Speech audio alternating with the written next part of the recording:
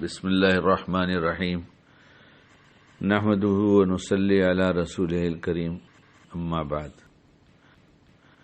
بیٹی بوجھ نہیں ہوتی، لیکن بیٹی کا حق یہ ہے کہ جب اس عمر کو پہنچ جائے کہ اس کا گھر آباد کیا جائے تو یہ فریضہ ہے، یہ بوجھ نہیں ہے۔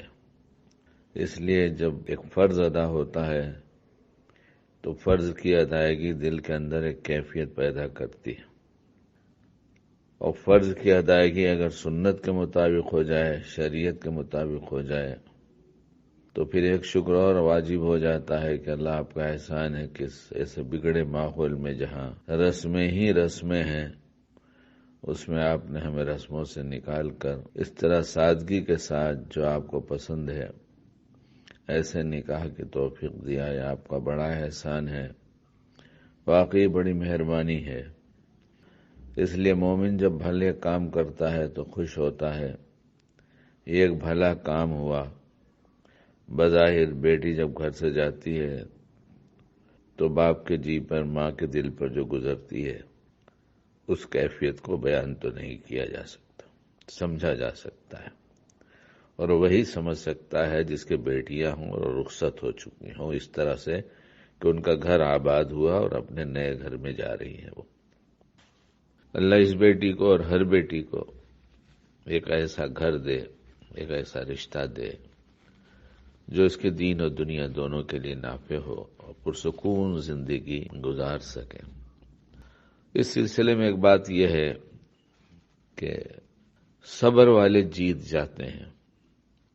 یہ کہنا تھوڑا بڑا آسان ہو جاتا ہے کہ صبر والے جیت جاتے ہیں، لیکن صبر جس چیز پر، جس عمل پر، جس واقعے پر، جس بات پر کیا جاتا ہے وہ مختلف قسموں کی ہوتی ہے۔ کبھی کبھی تو کسی واقعے سے دل چھلنی ہو جاتا ہے، کسی بات سے ایسا دکھ جاتا ہے کہ اس وقت ایسا لگتا ہے صبر ہو نہیں سکتا، لیکن صبر کیا جا سکتا ہے۔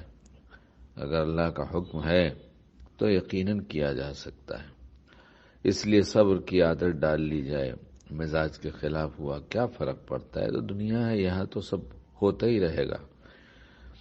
اس کے مقابلے میں جب کوئی تکلیف پہنچتی ہے تو جس کے ساتھ رہتا ہے اس کی خوبیاں تلاش کرنے لگے کہ اچھا یہ بات تو ضرور ایسی انہوں نے کہہ دیا یا ایسی پیش آ گئی، لیکن اس کے علاوہ کتنی خوبیاں ہیں۔ اب جب خوبی پہ نگاہ ڈالے گا اور ڈالنے کے بعد اس کا شکر بھی ادا کرے گا تو ایک طرف صبر، ایک طرف شکر۔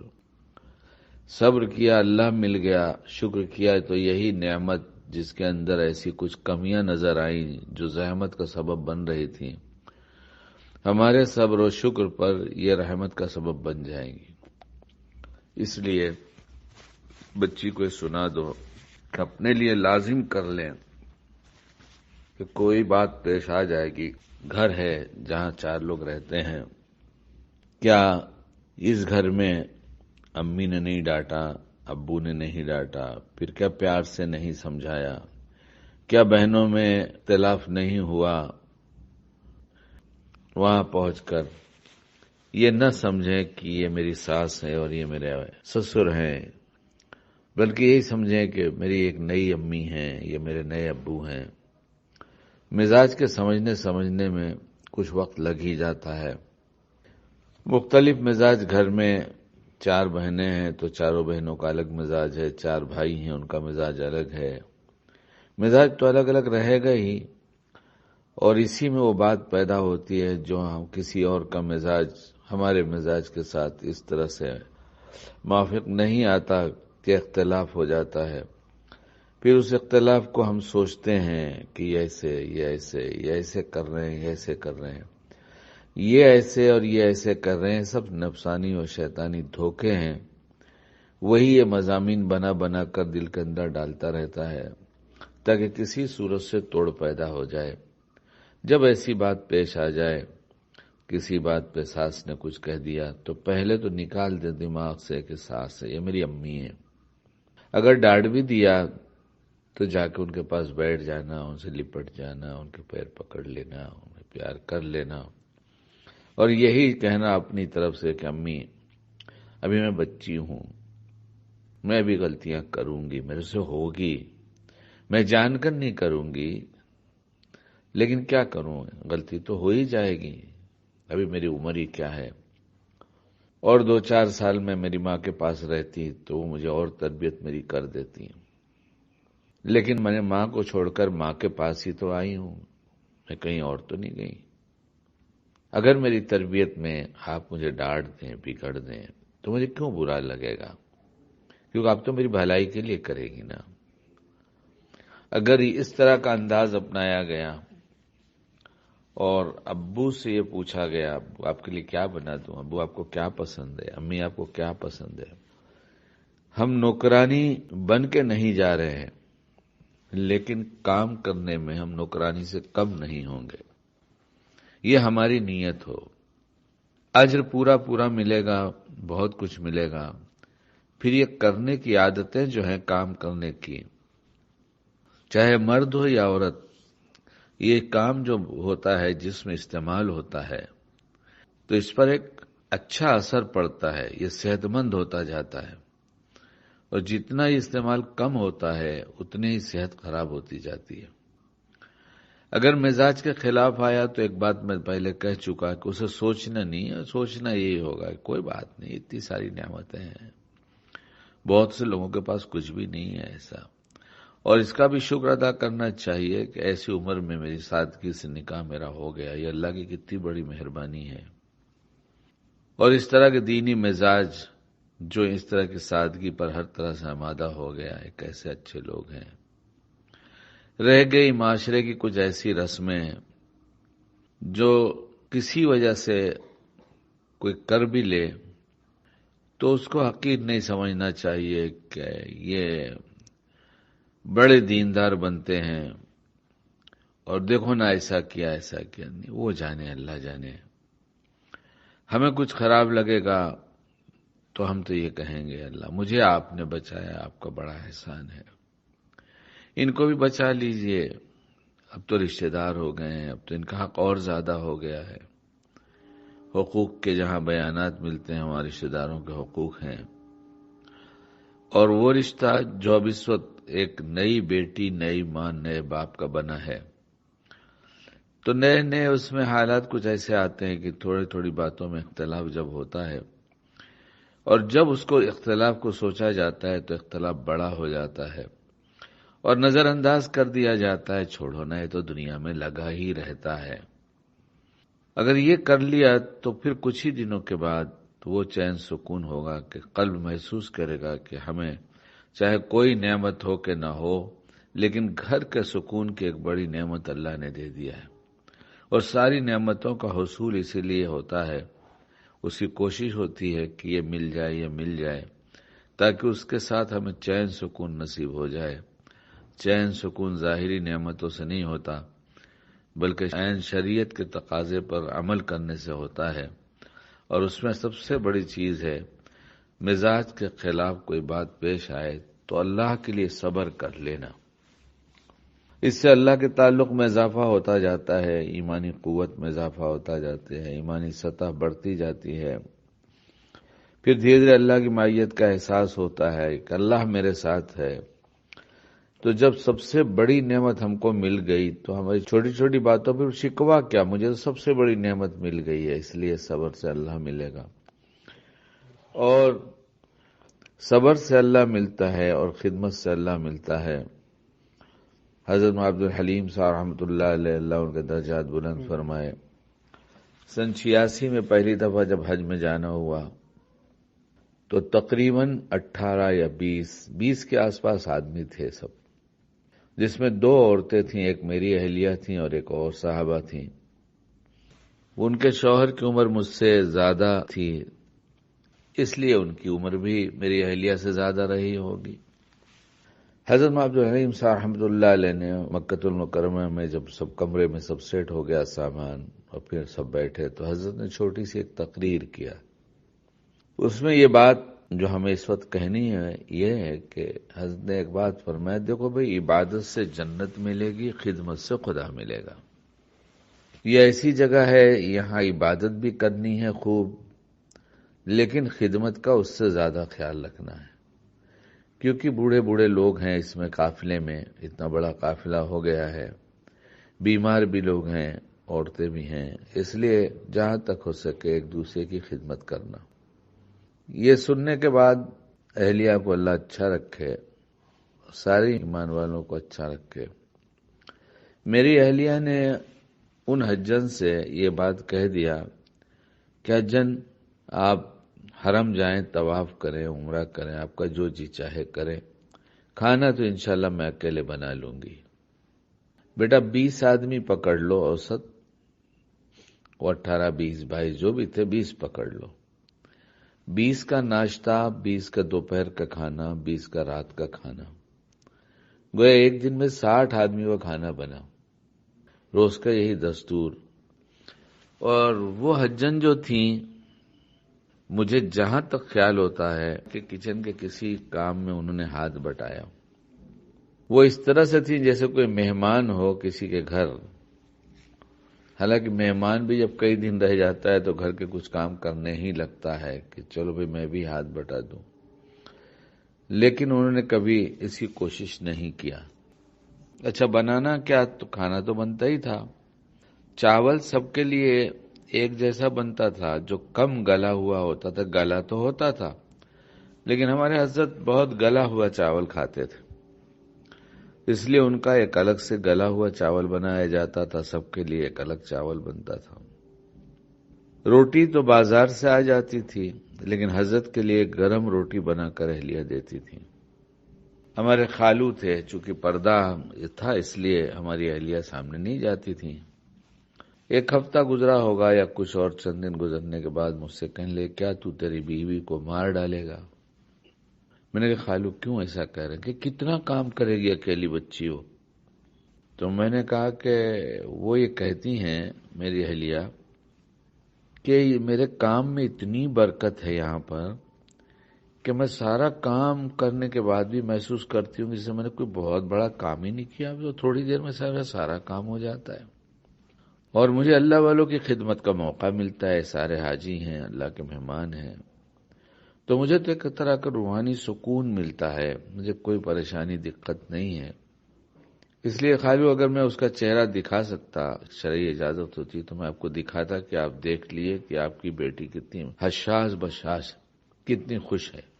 اس لیے اگر کہیں خدمت ہو جائے، خدمت کر لی جائے تو یہ ہماری خوش نصیبی ہے کہ یہ خدمت ہمارے ذمے آئی۔ تو حضرت نے فرمایا عبادت سے جنت ملتی ہے، خدمت سے خدا ملتا ہے۔ اہلیہ نے کہا میرا کچھ بھی چھوٹتا نہیں، میرے سارے معمول بھی پورے ہوتے ہیں، میں سمجھ ہی نہیں پا رہی ہوں یہ شاید حضرت کی برکت ہے، شریعت کی برکت ہے، کیا ہے؟ میرا کیا نہیں ہے، شریعت پر عمل جب آدمی کرتا ہے تو اس کی تو برکات ملے گی ہی ملے گی، اور آئندہ اس کا بدلہ بھی دیکھو گی کہ کس طرح سے تمہارا گھر اللہ بناتے ہیں۔ بچے ہو چکے تھے، دیکھو گی جب گھر آباد ہوگا اور بہویں آئیں گی تو تم محسوس کرو گی کہ شاید تمہیں ایسی بہویں مل گئیں کہ جو تمہارا ہر وقت لگتی ہیں، اور تم نے ان کو اپنی بیٹی سمجھا، وہ ہر وقت ماں سمجھتی ہیں، تم ہر وقت اپنی بیٹی سمجھتی ہو۔ گھر کے جھگڑے اسی وقت ختم ہوتے ہیں جب بہو یہ سمجھے یہ میری ماں ہے، اور ساس یہ سمجھے کہ یہ میری بہو نہیں، یہ میری بیٹی ہے۔ ساس کو تو میں نہیں سمجھا سکتا جا کر، نہ ان کے خسر کو سمجھا سکتا ہوں، لیکن اپنی بیٹی کو تو سمجھا سکتا ہوں کہ صبر والی اور خدمت والی زندگی کچھ دن تک تھوڑا سا بوجھ لگے گا، لیکن اگر اپنے جی بنا لیا، من بنا لیا تو کچھ بھی بوجھ نہیں کہ اللہ میں آپ کے لیے کرتی ہوں۔ یہ میرے بوڑھے ماں باپ ہیں، ماں باپ کو وہاں چھوڑ کر آئی تھی، وہاں کئی ایک کام کرنے میں ساتھ دیتی تھیں، بہنیں تھیں، کہ یہ ماں باپ ہیں، تمہارا شوہر ہے اور تم ہو۔ 4 آدمی کا کھانا بنا لینا، خدمت کرنا کون سا بڑا کام ہے بیٹا، یہ تو بہت چھوٹی سی چیز ہے۔ اگر طے کر لیا کہ ہم تو جی سے کریں گے، اللہ کے لیے کریں گے تاکہ مجھے اللہ پاک مل جائے، اور پھر مزاج کے خلاف کچھ ہو جائے تو برداشت کر لے اور کہہ دیں کوئی تیز بات، اگر اللہ نہ کرے، اللہ نہ کرے، اللہ نہ کرے گھر میں کسی کی زبان سے نکل جائے تو اسے تیز نہ لگاؤ نا، یہ تو کہنا سننا ہے، لوگوں کا انداز ہے، کوئی کسی انداز سے کہتا ہے، کوئی کسی انداز سے کہتا ہے، ان کا یہی انداز ہے۔ اللہ کرے بہت اچھا انداز ہو، بہت ڈھنگ سے باتیں ہوں، لیکن یہ دو باتیں جو میں کہہ رہا ہوں، صبر اور خدمت، بیٹا کچھ ہی دن کے بعد دیکھو گی کہ تمہارے مقدر میں اللہ نے کیا لکھا، تمہیں کتنا چین و سکون ملا۔ اس لیے ہمت کر کے اللہ سے مانگ کر خدمت میں پیچھے نہیں رہنا، اپنا کام کرتے رہنا، اپنے فرائض ادا کرنا۔ فرائض ادا نہیں جہاں کرنا ہوتا ہے کہ فرض نہیں ہے، وہاں اخلاق کی بھی تو کوئی بات ہے۔ اخلاق تو بہت بڑی چیز ہے۔ آپ علیہ الصلوۃ والسلام اللہ کے نبی ہیں، رسول ہیں، سب سے بڑے ہیں، اللہ کے بعد ان سے بڑا کوئی ہے نہیں، انبیاء کے سردار ہیں، لیکن دیکھا تو ایک بوڑھی عورت کچھ سامان لے کر بیٹھی ہے اور اس سے کہیں جانا ہے، سامان اٹھانے والا کوئی حمال وہاں نہیں ہے جو یہ کام کو کر سکے۔ آپ علیہ الصلوۃ والسلام کا کتنا بڑا رتبہ ہے کہ اللہ کے بعد تو آپ ہی ہیں، لیکن آپ نے امت کی تعلیم کے لیے یہ نہیں کہا کہ میرا فرض تھوڑا ہی ہے کہ میں اس بوڑھی کا سامان پہنچاؤں، نہیں تو اخلاق کی بات ہے کہ ایک بوڑھی عورت ہے، اس کے پاس سامان زیادہ ہے، نہیں لے جا پا رہی ہے، آخر اٹھایا، پہنچایا، نہیں کیا کیا؟ اس لیے ہر چیز یہ نہیں دیکھی جاتی کہ ہم پر فرض ہے یا نہیں ہے، اخلاقی ذمہ داریاں بھی ہوتی ہیں۔ مسائل کی زندگی میں اپنی ذات کے لیے مطالبہ کرنے کے بجائے خدمت کے جذبے سے دوسروں کی خدمت کر کے دیکھ لو کیا ملتا ہے۔ اللہ بہت چین سکون دیں گے بیٹا کہ جی خوش ہو جائے گا، اور جتنے تم خوش رہو گی اتنے ہی تمہارے والدین خوش ہوں گے اور اتنے ہی تمہارے دادا بھی خوش ہوں گے۔ اور ایک بات، کسی کا شکوہ، کسی سے امید مت رکھو کہ یہ میرے ساتھ ایسا کریں گے، یہ ایسے کریں، بس جو جیسا بھی کر رہا ہے ٹھیک ہے۔ امید نہیں ہوگی تو شکوہ نہیں ہوگا۔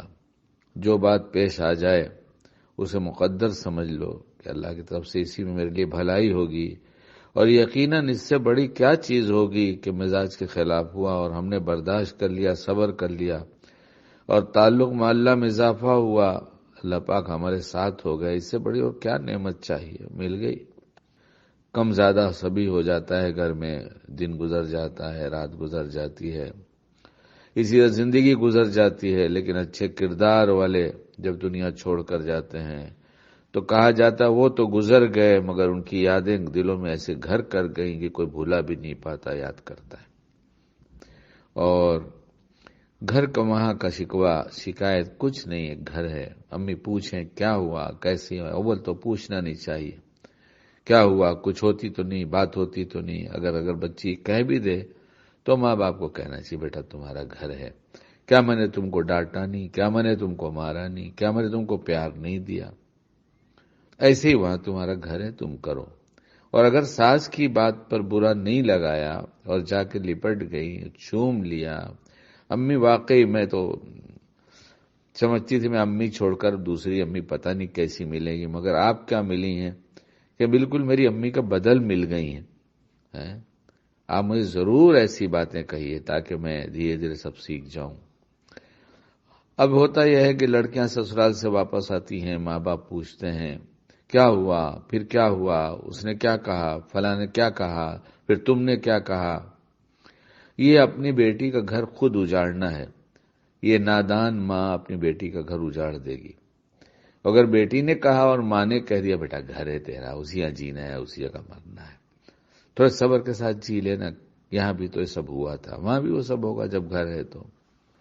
اور ماں باپ کی دعائیں بچوں کے حق میں قبول ہوتی ہیں، اس لیے اگر ماں باپ مسلسل دعا کرتے رہیں کہ ہماری بیٹی کے اندر یہ صلاحیت دیجیے، گھر والوں کے اندر بھی نرمی دیجیے، اس کے اندر بھی وہ نرمی دیجیے، جس نرمی سے جوڑ ہوتا ہے، خوبصورتی پیدا ہوتی ہے، وہ غصہ، وہ سختی جس سے لوگوں کے دل آپس میں ٹوٹتے ہیں، اس سے بچائیے، اور دھیرے دھیرے سب کچھ اچھا ہی بنتا چلا جائے گا۔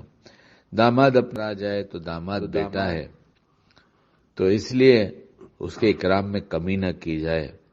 کبھی کوئی آدمی سوچتا ہے بچہ ہے اس لیے بچے جیسا ہے اس کو پیار دو، پیار تو بچے جیسا دو، سگے بچے جیسا، لیکن تھوڑا اکرام بڑھاتے ہوئے کیوں کہ اس کے ساتھ بھی نفس شیطان لگا ہے. ذرا بے اکرامی ہوگی نفس شیطان کہے گا کہ دیکھو تمہاری تو اس گھر میں کوئی عزت ہی نہیں ہے. تو اس لیے وہ نفس شیطان کے شر سے بچنے کے لیے اس وقت ظاہر میں بھی عزت دو، دل میں بھی عزت دو. بچہ ہے ابھی دھیرے دھیرے بہت سی باتیں ایسی جو اس کے لیے نافع ہو، اللہ کی طرف متوجہ ہوگے تو اللہ ڈالتا رہے گا. لیکن اسی طرح سے سمجھانا، کبھی کوئی انداز ایسا نہ ہونے پائے. جب بیٹی کی بات اس طرح کی نہیں سنو گے تو انداز پھر نہیں ہوگا، ورنہ انداز میں وہ آ جائے گی باتیں جو سنی ہوئی تھی، اس کا اثر ہوگا کہ بچی نے یہ کہا تھا، بچی نے یہ کہا تھا. اب اس انداز سے جب سمجھانا شروع کیا تو وہ گھر جائے گا، تو گھر جانے سے پہلے ہی یہاں باتیں سن کر وہ کہے گا لگتا ہے میری اہلیہ سب باتیں گھر پہ آ کے اپنے بتاتی ہیں، دیکھو نا یہ ابو جو ہے ہمیں ہی سمجھا رہے تھے، ایسا لگتا ہے ساری غلطیاں میری ہی ہیں. تو یہ سب باتیں پیدا نہ ہوں، اس لیے گھر کی پیش آنے والی باتوں کو اول تو پوچھنا نہیں چاہیے بیٹی سے کیا ہوتا ہے. بیٹی تیرا گھر ہے اور کچھ کہنا تجھے ہے تو مصلی ہے، نماز ہے، 2 رکعت نماز پڑھ، مصلی پہ بیٹھ جا، اللہ کے سامنے سارے دکھڑے رو دے، اپنی کمزوری کو اللہ کے سامنے رکھ، گھر کے ماحول کو اللہ کے سامنے. اللہ نہ کرے اس کی ضرورت پڑے، اللہ نہ کرے اس کی ضرورت پڑے، اللہ نہ کرے اس کی ضرورت پڑے. لیکن کچھ بھی بات گھر ہے نا تو ہوگا ہی نا، یہاں نہیں ہوتا کیا؟ کچھ کو بات کرنا زیادہ آتا ہے، جتانا زیادہ آتا ہے، جیسے دادا ابا ہیں تمہارے. اور کچھ کو بولنا ہی نہیں آتا، جتانا نہیں آتا، جیسے دادی اماں ہیں تمہاری. یہ تو فرق تم محسوس کرتی ہو گھر میں ہی. لیکن محبت میں کمی نہیں ہوتی، سب کا انداز الگ الگ ہوتا ہے. تو ہو گئی نا گھر میں، امی اس سے کرا لو، ابھی نہیں کرتی میں، وہاں یہ دھیان رکھنا پڑے گا. امی اس سے کرا لو، کون کرے گا؟ نہیں امی میں ہی کروں گی. تھوڑے دن کی بات ہوتی ہے، ایک بچی کا نکاح ہوا، کچھ دنوں کے بعد مجھ سے بات ہوئی تو کیا حال، خیریت ہے، سب ٹھیک ہے؟ تو اس نے کہا کہ الحمدللہ الحمدللہ بہت خوشحال ہوں، اللہ کا احسان ہے. ابھی میری ساس کی عمر زیادہ نہیں ہوئی ہے. وہ مجھ سے کہتی ہیں کہ بیٹا مجھے کام کی عادت ہے، میں بہت کام کرتی ہوں، گھر کے سارے کام اکیلے کر ڈالتی ہوں. تم ابھی بچی ہو، تم تھوڑا سا ہاتھ بٹا دیا کرو، زیادہ کی فکر مت کرو، سارے کام میں کروں گی، تم بیٹھو آرام سے. اس بچی نے کہا پھر میں کہتی ہوں کہ امی میں ابھی تو آپ سے زیادہ مضبوط ہوں، ماشاءاللہ میں جوان ہوں، میں زیادہ کام کر سکتی ہوں، یہ کیسے ہو سکتا ہے کہ میں بیٹھوں اور آپ کام کریں؟ تو ساس چاہتی ہے بہو آرام سے رہے، بہو چاہتی ہے ساس آرام سے رہے. کیسا اچھا گھر ہوگا کہ ہر ایک یہ چاہتا ہے ہم دوسرے کی راحت کا ذریعہ بن جائیں. غیبت خراب چیز ہے، بہت خراب چیز ہے. اور یہ جب ہر جگہ پارسا شوہر، پارسا مرد، نیک دیندار کہا جانے والا آدمی باہر بچ جاتا ہے، لیکن گھر میں جب تنہائی ہوتی ہے، بیوی کے ساتھ اور باتیں ہوتی ہیں، وہاں کسی نہ کسی بہانے سے شیطان کسی اور کا تذکرہ کراتا ہے. کبھی نہیں کرنا، کبھی نہیں کرنا. جو بات ایسی یاد آ جائے فوراً سوچنا کہ یہ بات غیبت تو نہیں بن جائے گی. اگر یہ غیبت بن گئی تو پھر چھوڑ دینا. شوہر سے یہ بات ضرور کر لینا، اپنے انداز سے کر لینا، مفہوم مطلب سمجھ لو، پیار سے، بہت پیار سے بیٹھ کر کہ اللہ کا احسان ہے کہ اللہ نے ہمیں آپ کے ساتھ ہمارا نکاح کرا دیا، آپ کو اللہ نے دیندار بنایا ہے، آپ کے پاس دین ہے. میرے باپ باپ نے مجھے دین سکھانا چاہا، جتنا میں سیکھ سکتی تھی سیکھ لی. اب ہم لوگ طے کر لیتے ہیں ہم دین کے خلاف کوئی عمل نہیں کریں گے، مگر غلطی ہوگی، بھول چوک ہوگی، مجھ سے کوئی بھول چوک ہو جائے تو آپ مجھے پیار سے سمجھا دیجئے کہ دیکھو یہ دین کے خلاف ہے، میں توبہ کر لوں. اور اگر آپ اللہ نہ کرے اگر آپ سے کوئی ایسی غلطی ہو جائے اور میں بتا دوں کہ اس وقت کا یہ دین ہے تو آپ مان لیجئے. دین جتنا گھر میں آئے گا اتنا جوڑ پیدا ہو جائے گا، دل جڑتے جائیں گے، محبت بڑھتی جائے گی. اور اگر دین نکل گیا تو توڑ پیدا ہوگا.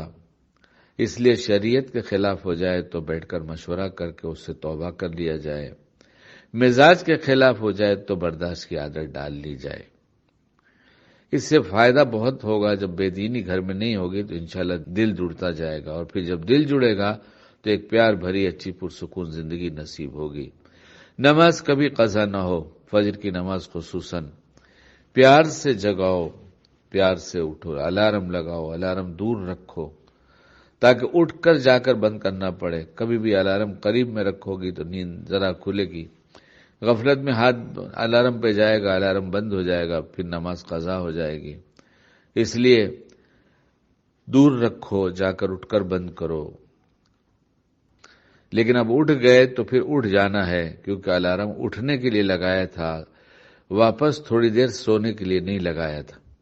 الارم لگانے کا مطلب ہی ہے کہ ہم اٹھنا چاہتے ہیں، اس لیے پھر الارم جہاں بند کیا تم نے تو اس وقت نفس شیطان کہے گا تھوڑا سا اور سو لو، پھر اٹھ جانا۔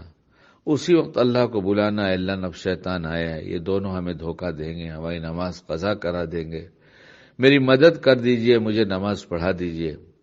میرا تو تجربہ ہے کہ فوراً اللہ کی مدد آتی ہے، اور پھر ایک سستی جو ہے ساری چستی میں بدل جاتی ہے، سارا کسل جو ہے دور ہو کر نشاط پیدا ہو جاتا ہے، اور اس کے بعد پھر نماز پڑھی جاتی ہے، اس کا فائدہ ہوتا ہے۔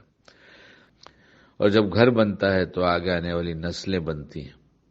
تھوڑی دیر کے لیے اللہ اللہ کرنا، تلاوت کرنا، اللہ کا نام لینا، کم سے کم 300 دفعہ استغفار اور 300 دفعہ درود شریف، اور نہیں زیادہ تو کم سے کم 100 دفعہ اللہ اللہ یا اللہ اللہ کچھ بھی۔